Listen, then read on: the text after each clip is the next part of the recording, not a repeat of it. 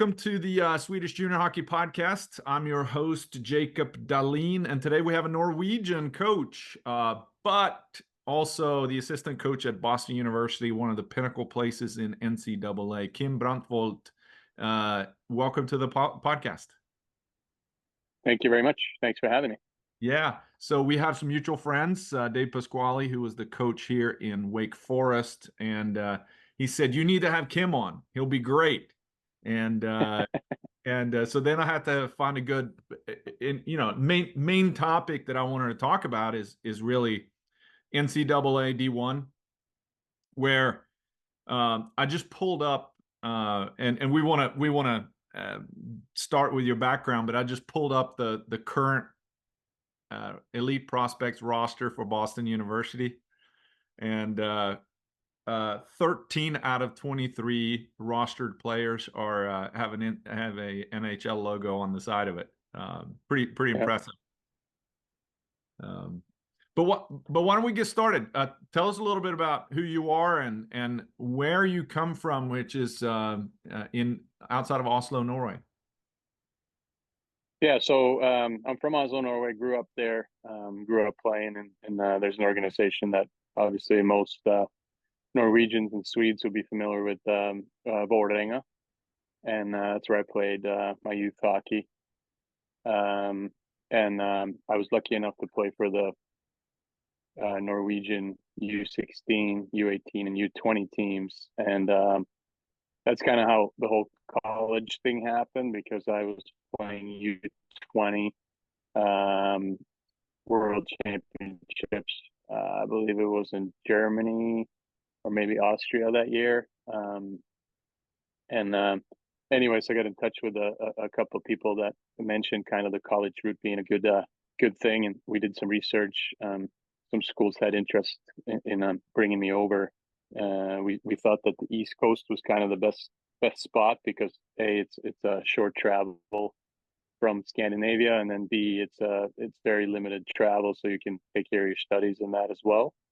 So kind of found that pretty appealing.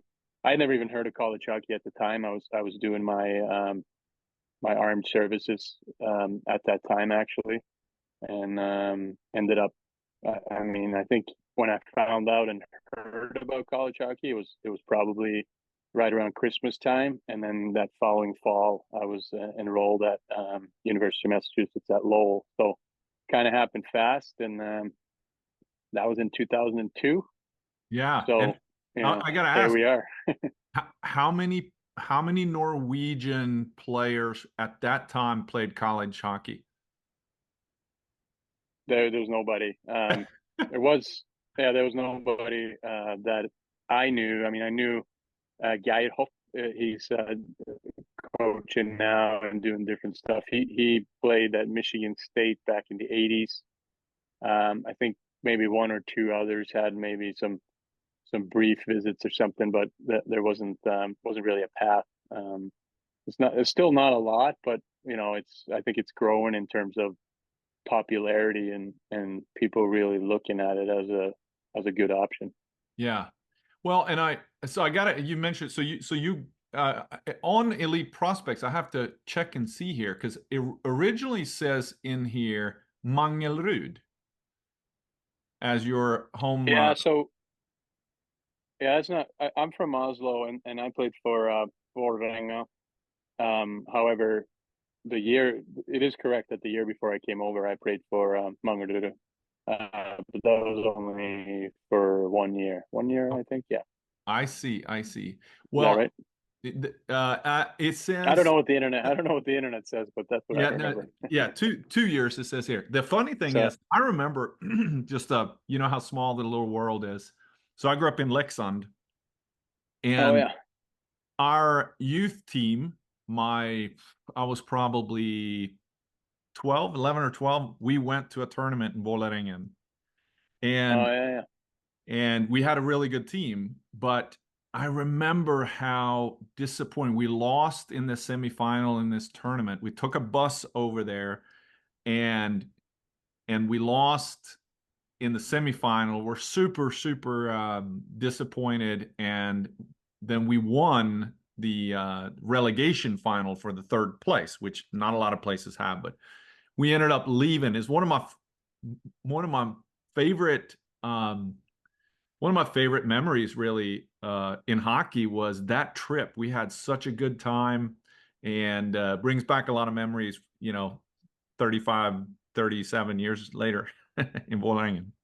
Yeah, that's awesome. That's Yeah. awesome. Yeah, so I played my youth hockey there, and I ended up going to high school in Lillehammer, which some people would remember from 1994 Olympics. But I went there for a couple of years, and then I moved back to Oslo, played for Manglerud before I ended up coming over here. So did you play how I think I had someone on early, we're coming up on we're over 100 episodes now with this podcast and finishing up our second year. And I had somebody early on from Norway, but I believe you can play an additional year of junior hockey or you can play. Do they have 13 years in high school over there in Norway? You're, I don't know. When I went to high school, it was not 13 years, but they may have Yeah, I mean, not extended 13. Yeah, for it. some reason I was thinking that there was an extra year, or maybe that was in Denmark. I can't remember, but so did you play juniors or did you play men's at the end before you came to college? Both. So I played some games in the men's league. It's one of those things where, obviously, as most Swedes can relate to, and Norwegians as well, is there's kind of like a time there where you outgrow maybe junior hockey a little bit, but you're not quite ready to play, like professional style full time yet. So you fall in a little bit of a gap, and that's where kind of college fell for me, where I was a decent student and wanted to pursue getting an education as well. So that's how Yeah. college kind of fell in naturally into that. Was there any thoughts about going over across the border to Sweden to play? No, that was never a thing for me. No, never, never something that even came up at that time for me. It was pretty rare then for guys. It was maybe a couple of, maybe like two or three on my like junior national team. Yep. Maybe like two or three that ended up going, but that was about it. Wasn't as common of a thing as what it is now. Yeah. And I'm looking up to see if there was yeah, so talk about that. So then you ended up what was what was it like? I know that you in the first year only 5 games, but then you ended up being a regular player for your years there in UMass. Yeah, so I think I was lucky in that I was a pretty good player on a Norwegian scale, but I think because probably the level of video services and everything you have nowadays, I pretty sure that they probably didn't know exactly where I stood when they Yep. brought me over. So it was a big transition, and I didn't play a game until I think it was February, my first game. Yep. Actually happened to be against BU, which is kind of funny. And so I ended up playing 5 games that year, but then I transitioned to being able to play regularly and had a great experience with that. And it's obviously that first year was tough in terms of getting acclimated, just going to class, learning the language. Like my English was pretty good, but it wasn't what it is now, right? So it was tough sometimes in class, and then not playing, just practicing and working out, and there's some challenges there, but it all worked out. So still Yeah. here. Yeah. And then so if we fast forward a little bit, so you graduated from UMass and then didn't take much time. So you went in the pro route for a few years and then got straight into hockey right away. So you've been in Yeah. So hockey the yeah. whole time. So I figured out pretty quickly that I wasn't probably good enough to play in a league that was worth it. Yep. Tried it a little bit in the minors, didn't really work, and then right off of that, I got into kind of the skating and skills and hockey camp sort of industry, and ended up being really lucky that I worked for a guy named Paul Vincent, who The greatest skater of all time. Yeah, so one of the kind of pioneers in the skating and skills coaching field, and at the time he was actually with the Bruins, and then he ended up going to Chicago, won a Stanley Cup with the Chicago Blackhawks, and worked for Tampa, Florida. I mean, he's a legend. He's in his 70s now, but still doing it. So I was really lucky. I kind of learned from him and his way, and ended up doing pretty well going in that direction. So it all worked out to where I am now. It's interesting. That's the second. You're the second person who brought up Paul Vincent. Steve McIntyre was on earlier. Big Mac. Oh yeah, Steve. yeah, Who? Yeah. I skated with Steve. Okay. I skated with Steve in the summertime. Yeah. And who wasn't necessarily there for his skating abilities, but if you go back to the Steve McIntyre episode, he talks about his interactions with Paul Vincent, and he's trying to, he was a rodeo guy from Brock, Saskatchewan, and he was aligning with how you skate and how you ride a horse. Yeah, that's crazy. But that's interesting because I mean, who would have thought that a Norwegian guy would become a skating instructor in the NHL, especially as a defenseman, right? Yeah, I think two things. I think most people would have told you and will still tell you that I didn't skate very well when I played. So that's the ironic part. I'm a much better skater now, and I think the only one that probably actually, when I started working for Paul, he actually put it in my mind and said it kind of early, like, "Yeah, I'm gonna make you an NHL coach someday." Wow. And I'm like, okay, whatever. And but I got the working for him. You got to both learn how he did it and how he looked at it, and also you got to interact with a lot of good players in the summertime that would come to see him to improve their game. And I think pretty quickly when you work with really good players or players that might be transitioning from maybe it's juniors to college or college to pros, you find out pretty quickly if you know what you're doing. And so I got pretty lucky there. I fooled a lot of people, I guess, and was able to move on. So.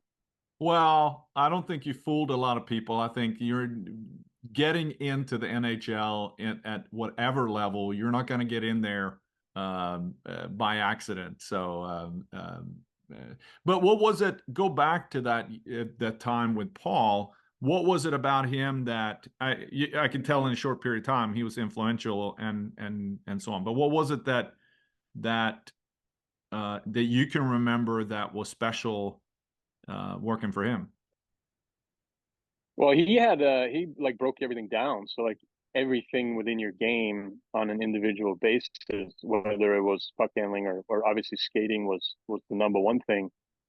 He knew how to break everything down and knew how to fix it, knew how to make it better. He was smart in terms of how he thought about new things happening in the game, in terms of your footwork, in terms of little things, and there was just and also he was a great teacher. So he has a great way of breaking things down and explaining it in a way that it can be understood. Yeah. And then once you do that, you obviously have to get results, which he got a lot of. So he got a lot of players a lot better. It was noticed, both by the players, but also by the NHL organizations. And that's kind of obviously the test that, that's how it works, right? You can do whatever you want. The player can maybe think he gets better, but at the end of the day, people have to be watching, and the evaluators and the coaches and all the others have to kind of, see a difference and notice a difference. Yeah. Let me guess. Not a lot of props and not a lot of fancy parachutes at that time. No, we it was we use some of that stuff. We're not like against any of those things. It's just more that the basic method didn't include a lot of that. No. Yeah.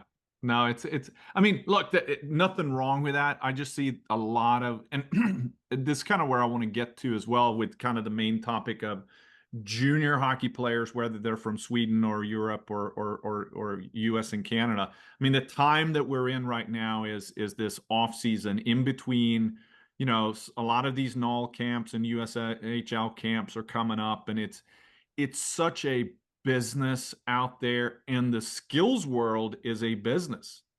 Yeah. And sometimes the people that are the most successful skills coaches are the ones that are best at marketing, not necessarily No producing the question best about it. results. Yeah, no question about it. And I think you can go on, I mean, you can go on Instagram or YouTube or, whatever, and you can find videos now of just someone doing an activity. But there's something to being able to kind of break that down and put it back together, so to speak, and improve it as well.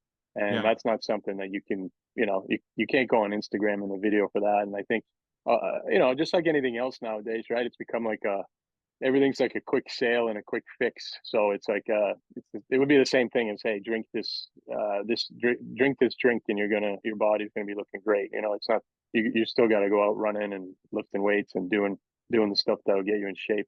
It's the same thing. You have to put in the work, and the work has to be done, um, in a way that it'll help you get better on the things you need to get better at. You know, there's no shortcut and no quick fix for that. Yeah. Well, so if we were looking at your elite prospects, and you're kind of, if that is our resume that we're looking, 1, 2, 3, 4, 5, 6, 7 consecutive years with Boston Bruins organization. Originally skating consultant, but then it also says skating and skills development coach. I don't know if that was that you got more responsibility, or skating was your main thing.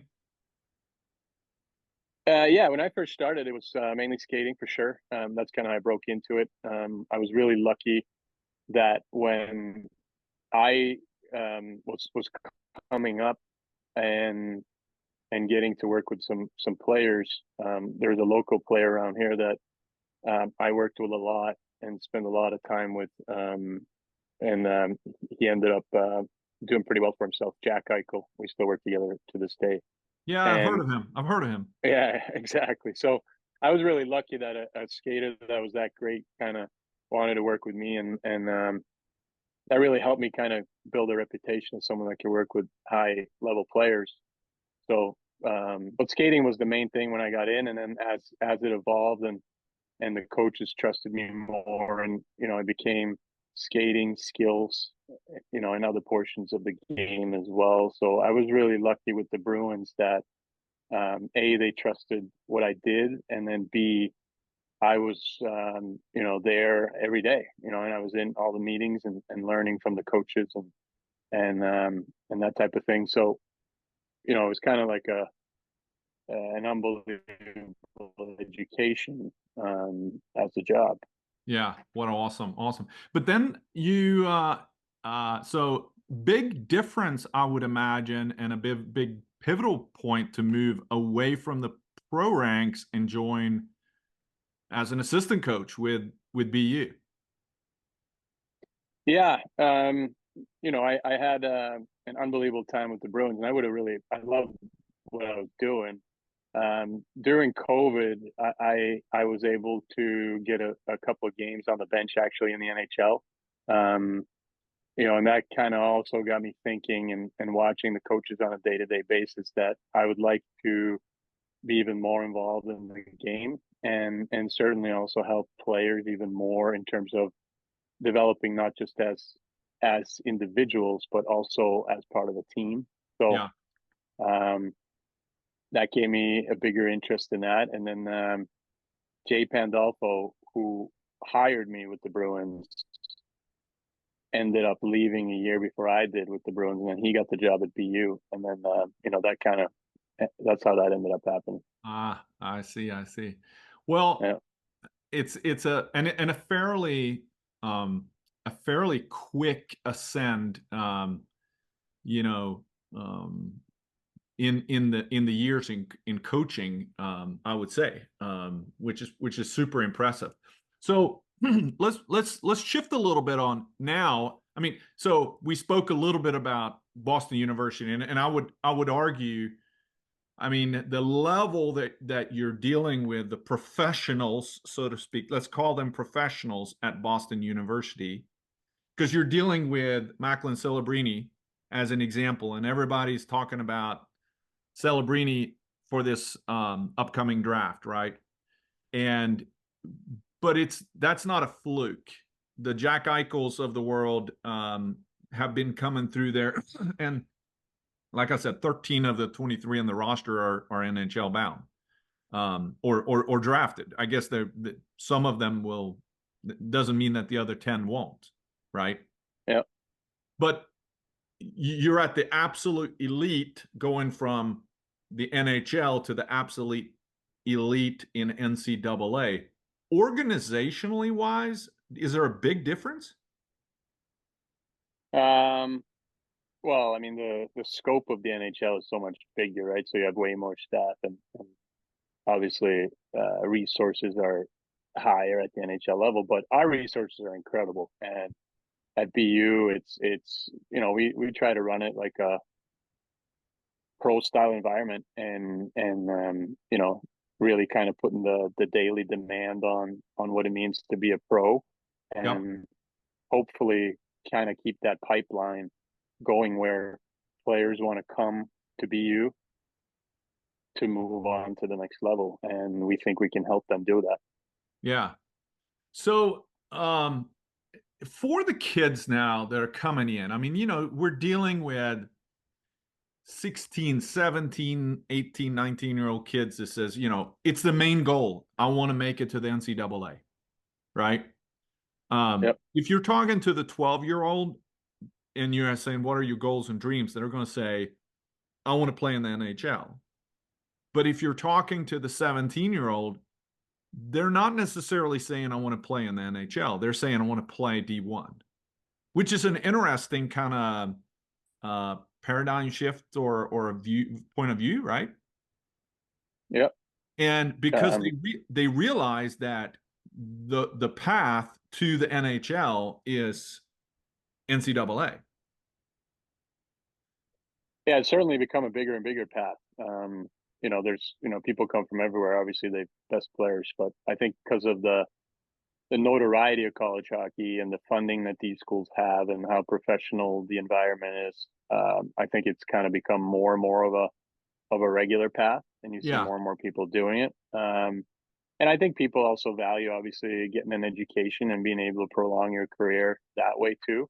And like you mentioned, like BU, we have a lot of drafted players, and we're in maybe that top tier of I don't know what the right verbiage is, but the top tier of school that's kind of has an history of having programs like that. But there's a lot of other schools out there, and a lot of great schools, and a lot of players now. Even they talk about Division 1, but Division 3 too is phenomenal. How some of those schools, academically, and the hockey there is really good. People would be surprised at how good that is too. So I think sometimes people get so focused on, obviously, it's like you said, NHL, and it's like Division 1, Division 1. Oh, I want to go to BU or BC or Michigan or whatever it is. But there's a lot of different places for different people, and I think that's the key as well, to kind of know the different avenues, and then have people guide you in the right direction. Yeah. So how does it? Let's talk about that. Those different stratifications within NCAA D1 are because you are regulated by NCAA. Are you restricted on how many scholarships do you have even at BU? Yeah. Yep. So there's a limit of 18 scholarships in Division 1 hockey. Okay. And does most clubs or most schools do they either, because I know that you can split them out and sharing, or do most have full rides or no rides, or do you have some full boat and then some partials? That's different from school to school and from year to year. So it just depends on, that's kind of like a marketplace where, depends on what you're looking for a player and what kind of scholarships you have available and all that. So that's just different from every school in terms of full or no full or how you divide that up. Yeah. What so in the terms of course, you're going to attract the top talent, and you're going to be one of 5, 10 schools that the best of the best want to go to if they're going to be college bound, that is, right? You have one Swede on here now. I think the youngest player, second youngest after Celebrini or Macklin Celebrini, because I know there's two Celebrinis on there, right? Yeah. So he's the third youngest, the Swede, I believe. So we had Macklin Celebrini was our youngest player, and I believe the second player would be Gavin McCarthy. He's a June birthday of 05, and then Tom Relander he's February, right?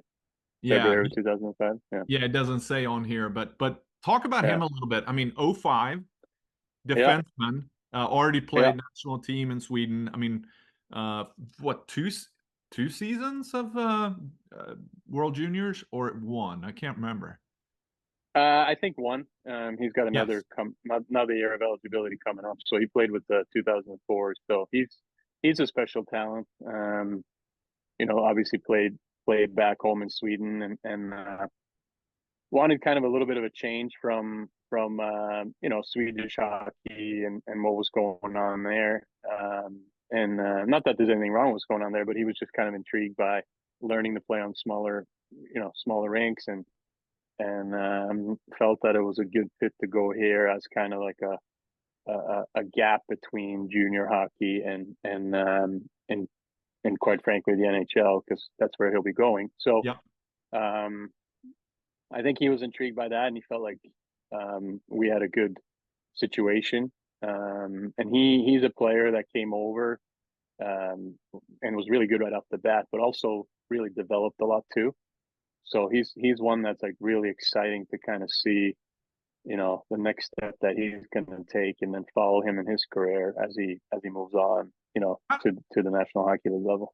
How does it work for you as an assistant coach? Because you don't have a huge staff. I mean, and there's still a lot of players. How do you divide up?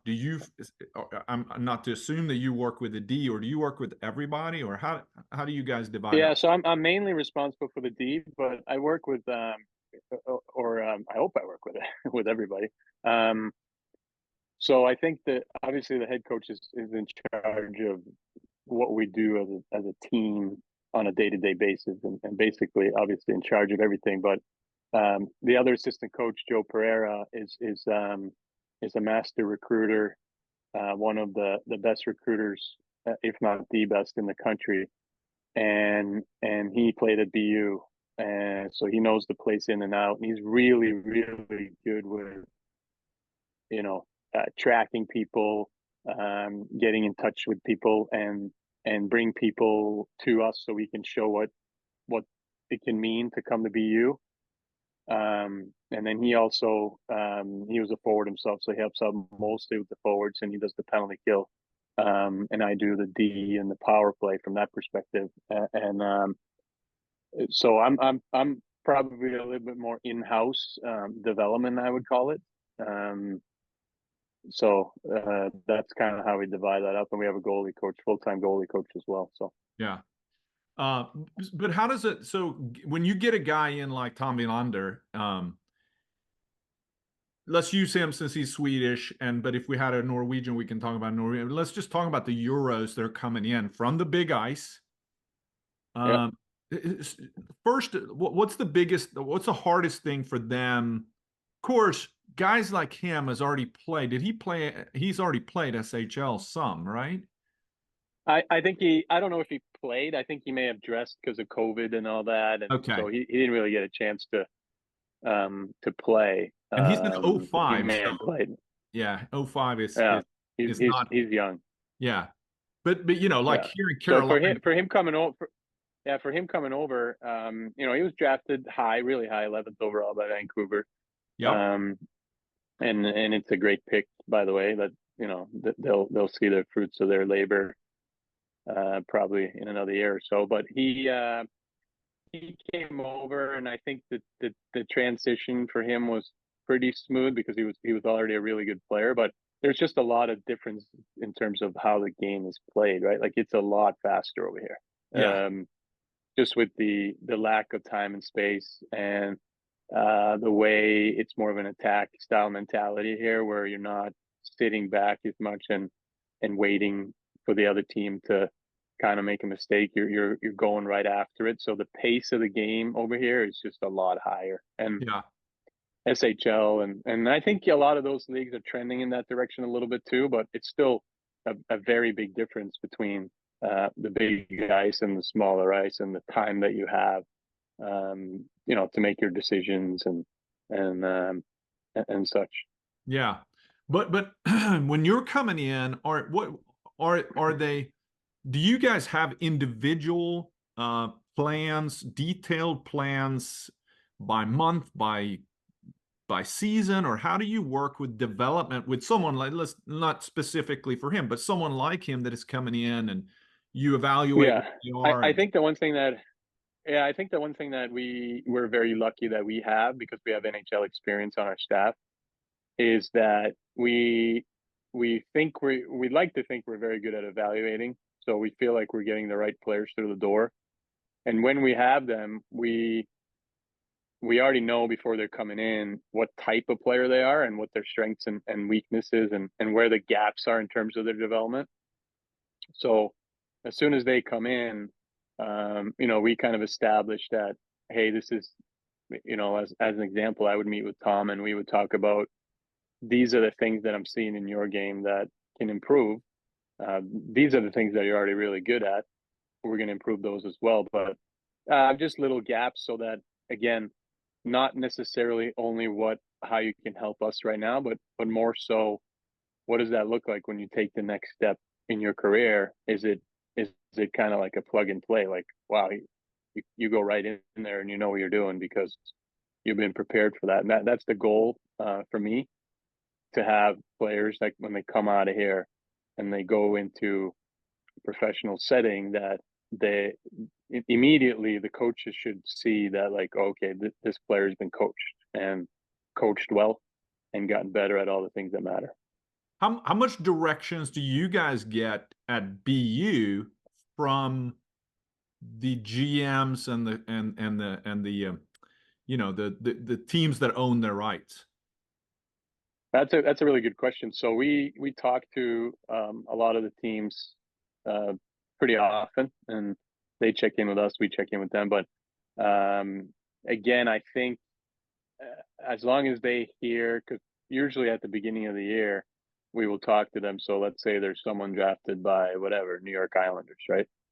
Their personnel will reach out to us, and pretty quickly, I think they'll find out that we're going to probably be on the same page that they are, and and hopefully then they know that they're in good hands. Yep. And then we just kind of check in. You know, they come and watch games.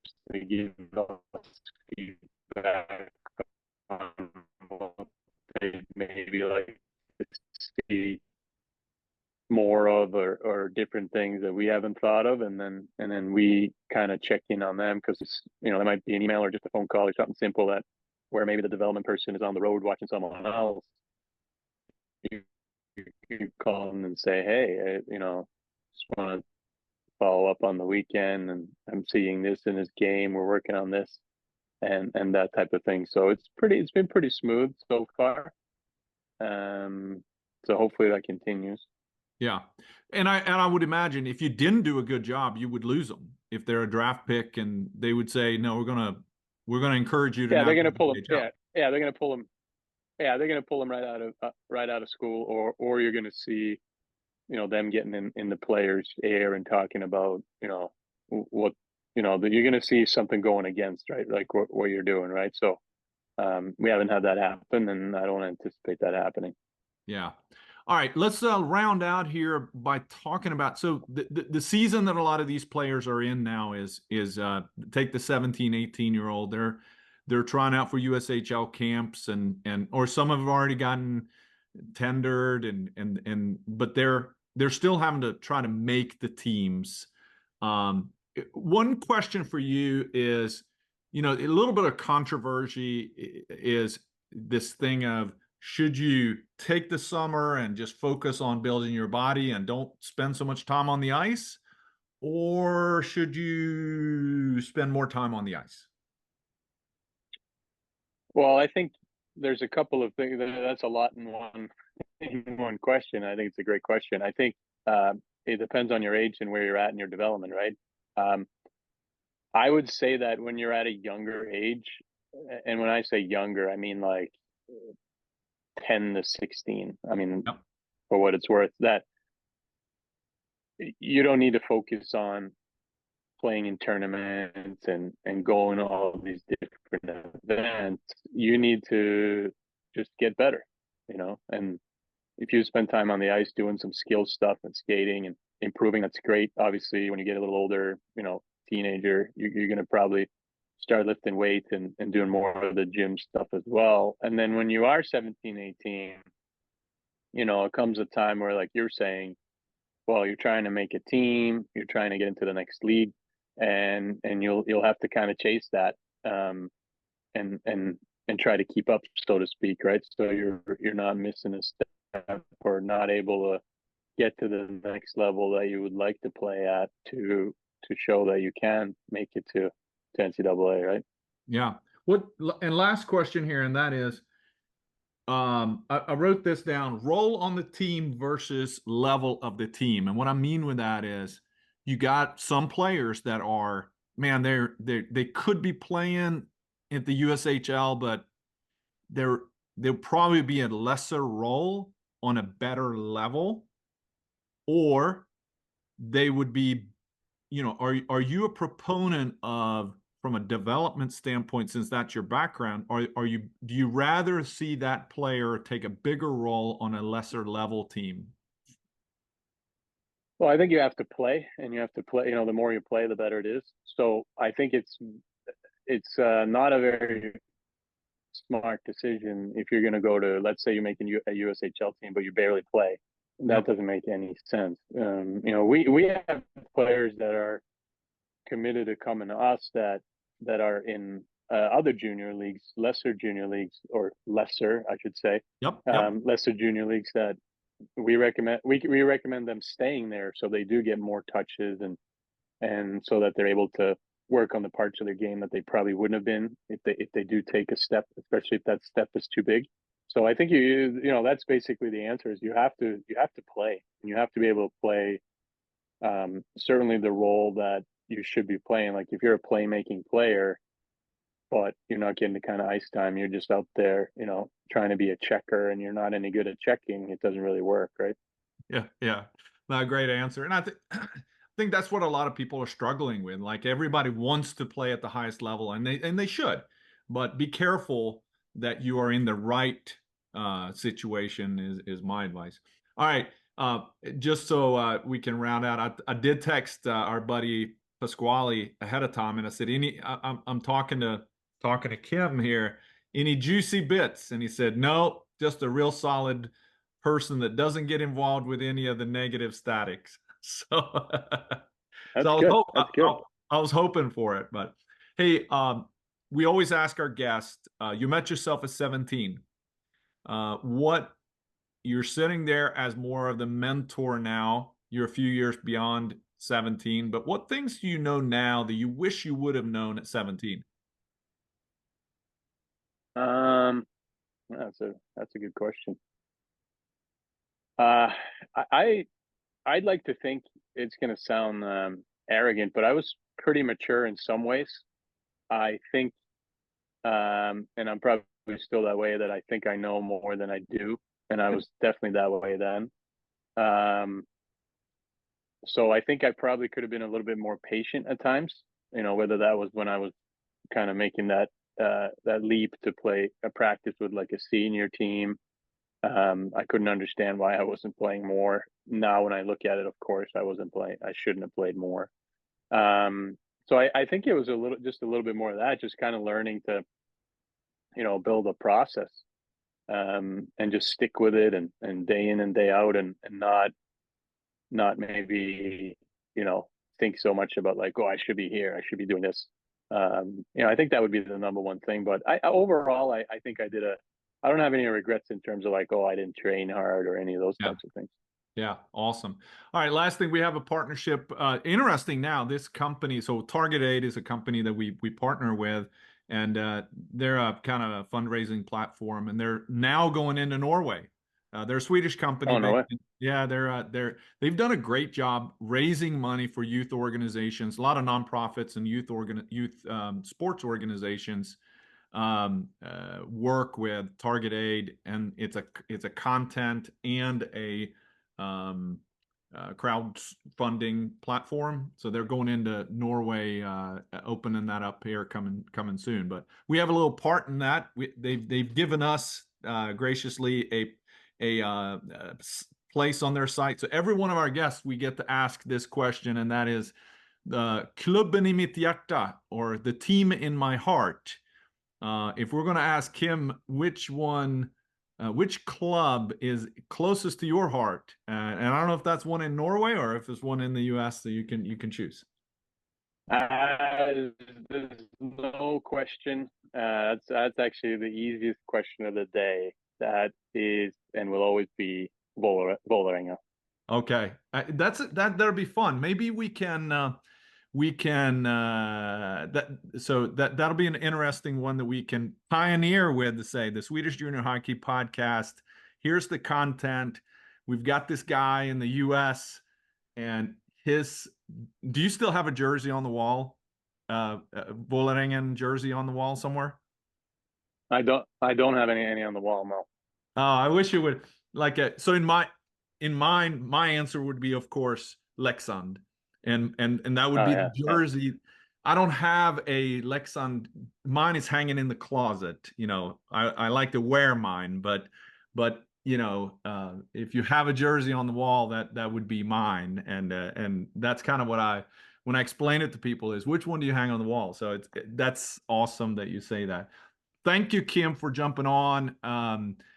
Enjoy the summer. I know you never take any time off as a coach. You move from one season to another, but we'll keep our eye on who's going to be the next Macklin Celebrini, I guess, coming up. I assume that you're not going to. I'm assuming you're not going to have him in the fall. It's to be determined. Yeah. I certainly think he's a special player, and he's ready to play at the next level. There's a lot that goes into that, right? He's still young, and it's a busy schedule with the 82 games, so it's a big leap either way. But he's a special player, and I've been lucky to be around some good players, and he's right at the top of all the players that I've ever seen. So yeah, awesome. Thanks again for jumping on. Thanks for having me. Appreciate it.